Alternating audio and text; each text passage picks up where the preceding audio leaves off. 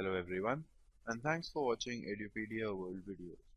In this video, we'll discuss solutions to the questions in paper 1 of the 2013 JEE Advanced Physics paper. The order I'll be following will be the same as in code 0, but in any other order the questions will be the same, just the order will be different, so you can figure that out for yourself. Right. Now we move on to the next section in which these are single digit answer questions. Finally, let's move on to the last question of this paper, the 20th question. Circular disk of mass 50 kg is rotating with an angular velocity. Two uniform disks are placed symmetrically on the disk, and the friction is large enough so that the rings are at rest relative to the disk. New angular velocity.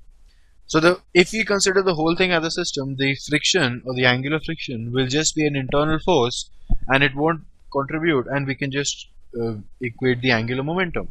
So initially it will be 50 into 4 by 10 whole squared into 1 by 2. This is mr square by 2, the initial moment of inertia, into omega 10, the omega which is 10.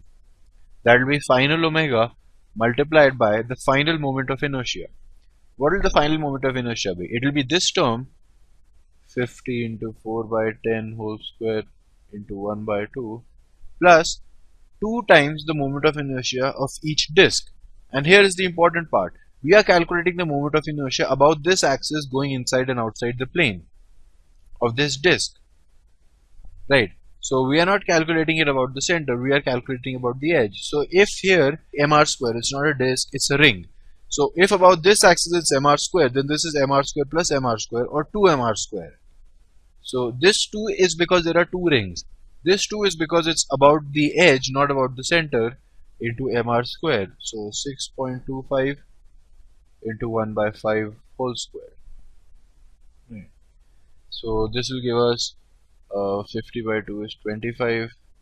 25 by 100 will be 1 by 4. So this will give us 40 is equal to omega times 4 plus, what is this term? 6.25 into 4 is 25 by 25 is 1, which gives us omega is equal to 8, which is the answer.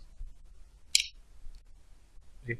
So this completes the solutions for paper 1 of the 2013 JEE Advanced Physics paper.